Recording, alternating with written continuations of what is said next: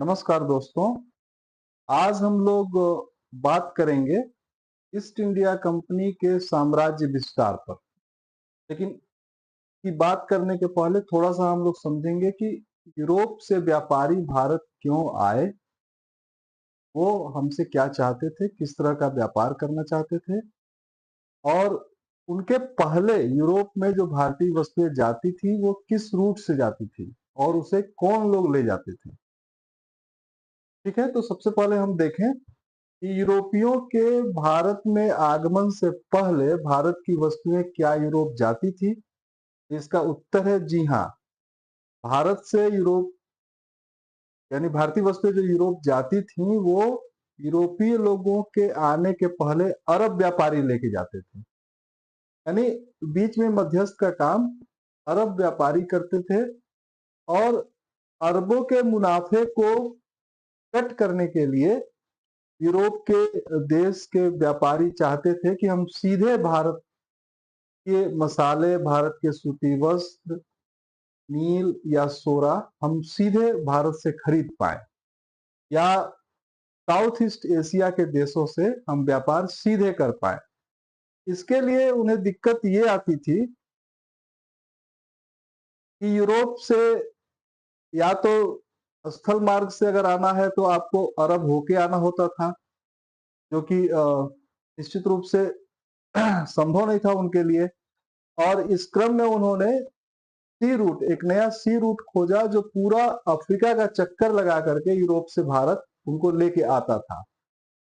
और इस क्रम में सबसे पहला जो व्यापारी भारत आया या जो जहाजी भारत आया उसका नाम है वास्को डिगामा। आप सुने होंगे, वास्को डिगामा भारत आया। पुर्तगाल का यह नाविक था और भारत आने का उसका डेट है 1498। महत्वपूर्ण डेट है, आप ध्यान रखेंगे इसको। इसके पहले भारत आने के लिए स्पेन से एक व्यापारी या एक नाविक चला जिसका नाम था कोलंबस।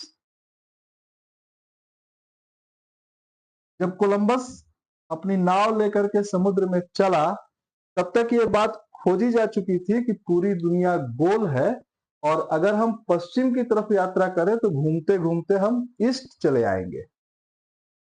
और इस क्रम में यूरोप से अटलांटिक महासागर पार करके उसने एक नए पूरे महाद्वीप की खोज कर दी जिसका नाम है अमेरिका महाद्वीप। अमेरिका पहुंचा वो और यह डेट है 1492। यह भी एक महत्वपूर्ण डेट है, 1492 कोलंबस द्वारा अमेरिका की खोज। एक तरीके से अमेरिका की खोज न कहें, अमेरिका जाने के रास्ते की खोज कहें। और दूसरा है वास्को डिगामा द्वारा भारत आने का एक नया समुद्री मार्ग की खोज की गई 1498 में। भारत में वास्को डिगामा कालीकट पहुंचा और यहां से जो सामान लेके गया उसके बारे में कहा जाता है कि उसने जिस कीमत पे यहाँ पर सामान खरीदा उसके 60 गुनी कीमत पर उसे बेचा। बहुत ही बम्पर मुनाफा हुआ और इस मुनाफे में कोई मध्यस्थ का कट नहीं लगा। सीधा यूरोपीय व्यापारी भारत के सामान पर अपना मुनाफा लेकर के सामान बेच सकते थे। और इसी के लिए एक के बाद एक पुर्तगीज, डच, फ्रेंच, अंग्रेज एक एक करके क्रमवार भारत आते गए और अपने व्यापार को अधिक से अधिक लाभप्रद बनाने के लिए उनके मध्य एक होड़ चली कि हम एकाधिकार कैसे प्राप्त करें भारत की वस्तुओं पर। और इस संघर्ष में विजयी हुआ इंग्लैंड। इंग्लैंड के व्यापारी विजयी हुए। उन्होंने सारे प्रतिद्वंदी यूरोपीय व्यापारियों को भारत और यूरोप के व्यापार से अलग कर दिया। और फिर ईस्ट इंडिया कंपनी नाम की जो अंग्रेज व्यापारिक कंपनी थी उसने भारत में एक एक करके राजनीतिक ताकत प्राप्त करने के लिए भारतीय रियासतों को, जो मुगल साम्राज्य के बाद कई सारे प्रांतों में बट गए थे, उन राज्यों को एक एक करके जीतती चली गई और भारत में एक बड़ा साम्राज्य कायम कर लिया। इसी की कहानी आज हम लोग जानेंगे। दोस्तों, आज हम लोग बात करेंगे ईस्ट इंडिया कंपनी पे। ईस्ट इंडिया कंपनी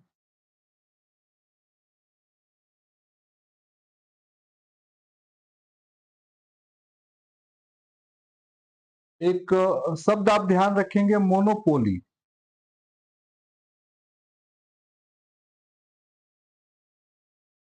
यानी एकाधिकार।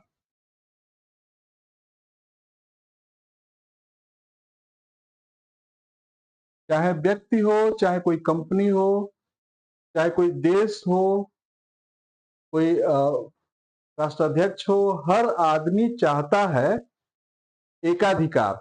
अपने अपने व्यवसाय में, अपने कार्य में हर आदमी चाहता है कि हम अधिक से अधिक मुनाफा कमाएं, अधिक से अधिक हमारा अधिकार क्षेत्र बढ़ता जाए और हम ही उस क्षेत्र में एकमात्र काम करने वाले व्यक्ति या कंपनी बन जाए। और इसी क्रम में आप डेट याद रखेंगे, 31 दिसंबर 1599। इस कंपनी को इंग्लैंड की रानी द्वारा एक एकाधिकार पत्र दिया गया। एकाधिकार पत्र दिया गया कि आप 15 साल तक, अगले 15 वर्ष तक भारत के साथ एक एकमात्र अकेली कंपनी होंगे जो व्यापार करेगी। ठीक है। और इसी एकाधिकार व्यापार में वह राज छुपा है जिसकी वजह से भारत एक कंपनी और एक छोटे से देश का लगभग 190 साल तक गुलाम बना रहा। 190 वर्ष इस एकाधिकार के ही क्रम में या एकाधिकार की प्राप्ति के लिए। ठीक है, आप ध्यान रखेंगे और दो तीन महत्वपूर्ण डेट ध्यान रखें। 1757, 1857 और 1947। एक एक करके हम लोग बात करेंगे और कैसे हम जहां तक इसको समझ पा रहे हैं कि इंग्लैंड की सरकार ने या इंग्लैंड के राजा ने या महारानी ने अपने यहाँ की एक कंपनी को अपने यहाँ की अन्य कंपनियों पर तरजीह देते हुए उसे 15 वर्ष तक व्यापार का एकाधिकार तो दे दिया, लेकिन इस कंपनी की प्रतिद्वंदिता यूरोप की ही अन्य देशों की कंपनियों के साथ थी, जैसे डच ईस्ट इंडिया कंपनी कहें या फ्रेंच ईस्ट इंडिया कंपनी कहें। फ्रेंच कंपनी के साथ, डच के साथ इनका संघर्ष अनवरत चलता रहा। इसके पहले जो पुर्तगीज कंपनी थी यहाँ पे, उसके साथ इनका संघर्ष चला और एक एक करके इन सारे संघर्षों में ईस्ट इंडिया कंपनी विजयी होती रही। और एक समय आया जब इसने अपने सारे यूरोपीय प्रतिद्वंदियों को समाप्त कर दिया, लेकिन अभी भी उसे भारत में अपने मनमाफिक कीमत पर वस्तुएं नहीं मिलती थी। अभी भी भारतीय जो व्यापारी थे वो अपनी वस्तुओं की कीमत स्वयं तय करते थे, उसे कितनी कीमत में बेचनी है।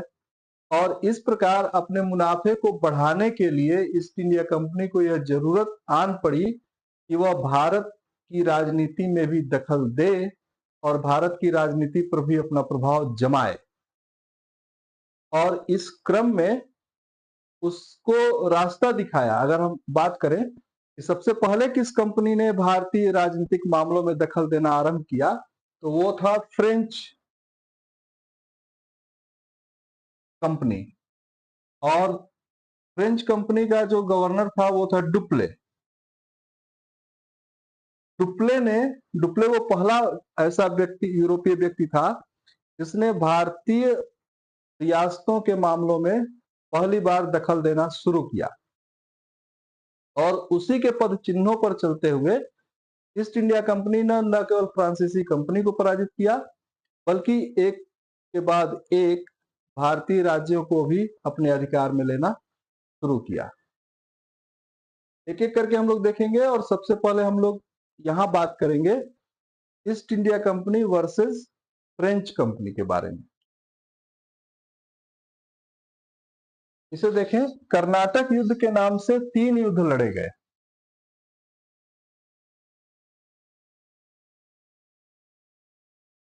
हम लोग ये सारी बातें जो कर रहे हैं उसका आधार है कक्षा 8 की एनसीईआरटी। कक्षा 8 की एनसीईआरटी में हम लोग एक मोटा मोटी समझ विकसित कर रहे हैं, बेसिक्स इतिहास के बारे में जानने की कोशिश कर रहे हैं। जो इसकी एडवांस कक्षाएं हैं वो इसके बाद वाले वीडियोस में आएंगी, वहां आपको और ज्यादा डिटेल्स पर मैं बात करूंगा। यहाँ मोटा मोटी समझ लें कि क्या क्या हुआ था। कर्नाटक युद्ध, 3 कर्नाटक युद्ध के माध्यम से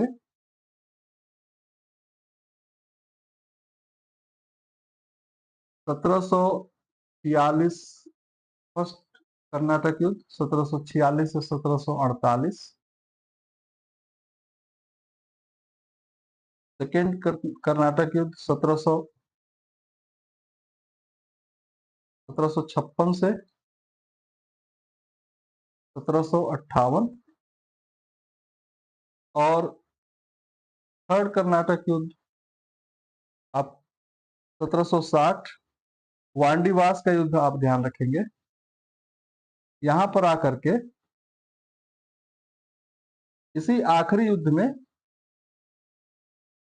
अंतिम तौर पर फ्रेंच कंपनी को ईस्ट इंडिया कंपनी ने पराजित कर दिया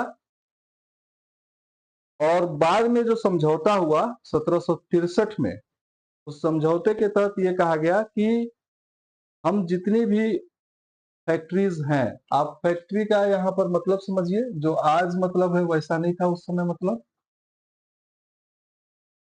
उस समय फैक्ट्री वैसी जगह होती थी जो एक तरीके का गोदाम होता था, जहां यूरोप कंपनियां अपने सामान, अपनी वस्तुएं खरीद के लाके इकट्ठा करती थी और फिर उन्हें यूरोप भेजती थी। ऐसे फैक्ट्री, और बाद में उस फैक्ट्री को सुरक्षित बनाने के लिए उसकी किलेबंदी की जाने लगी। ऐसे किलेबंद फैक्ट्री जिसे ईस्ट इंडिया कंपनी ने फ्रांसीसियों से जीत लिया था, उन्हें वापस कर दिया गया, यह कह करके कि आप आगे से कोई भी राजनीतिक दखल नहीं देंगे, कोई राजनीतिक कार्य नहीं करेंगे, सिर्फ और सिर्फ व्यापार करेंगे। और इसके बाद एकमात्र कंपनी के, वांडीवास युद्ध के बाद एकमात्र कंपनी के रूप में ईस्ट इंडिया कंपनी भारत में राजनीतिक दखल देने वाली यूरोपीय कंपनी बन गई। और इस क्रम में ईस्ट इंडिया कंपनी ने सबसे पहले जिस राज्य पर अधिकार किया वह था बंगाल। 1757 प्लासी का युद्ध,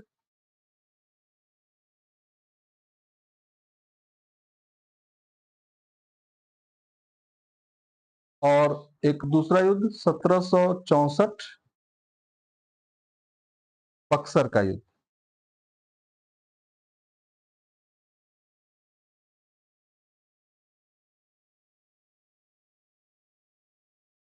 यहां 3-4 नाम आप ध्यान देंगे। बंगाल का नवाब था 1757 में सिराजुद्दौला।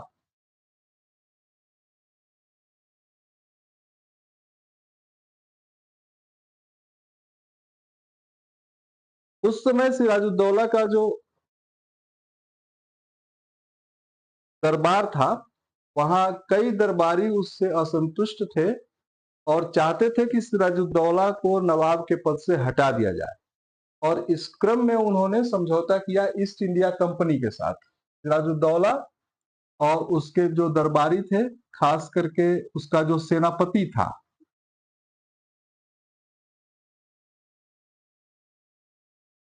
सेनापति मीर जाफर,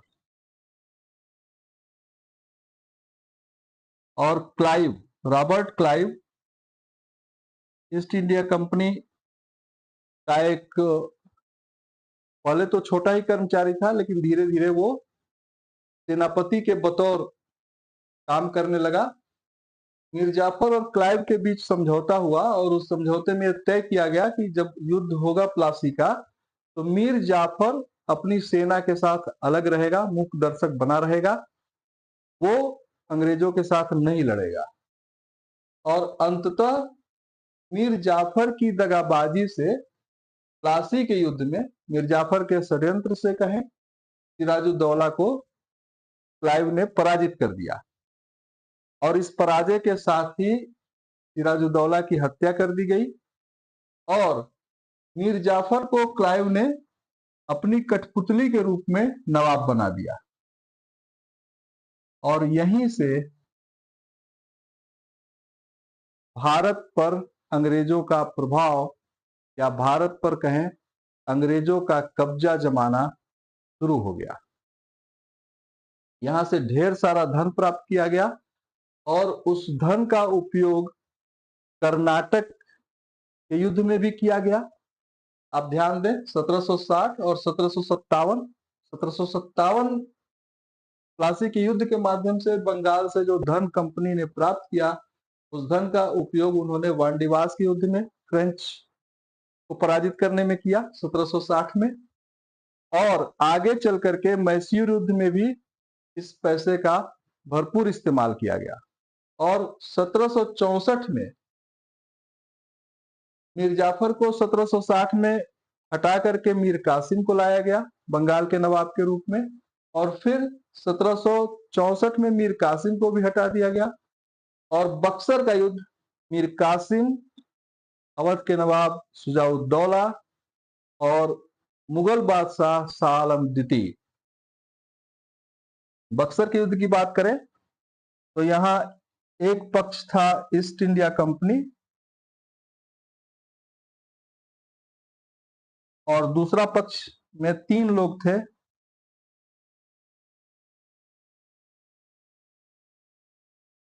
आप बक्सर के युद्ध पे ध्यान दें।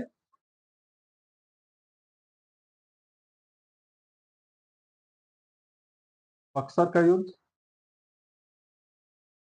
1764,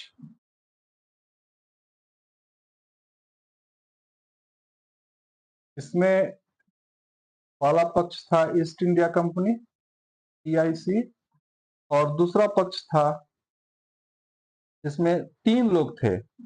मेनली जो बंगाल का निर्वासित नवाब था मीर कासिम,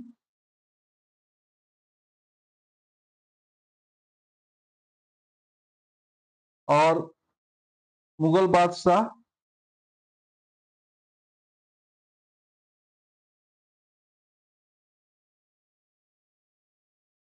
और अवध का नवाब शुजाउद्दौला।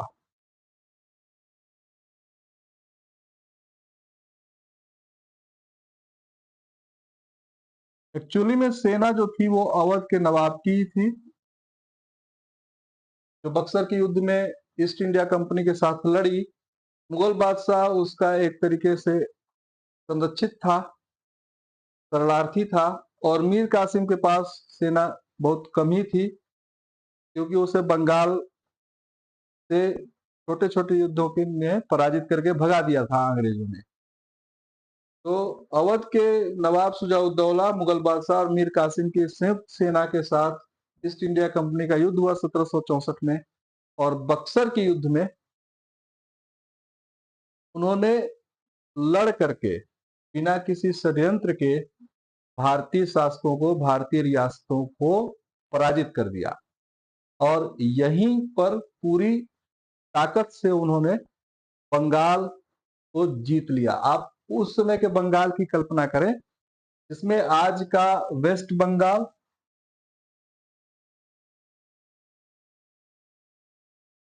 उस समय जिसे हम बंगाल कहते थे, आज का उसमें वेस्ट बंगाल, बांग्लादेश,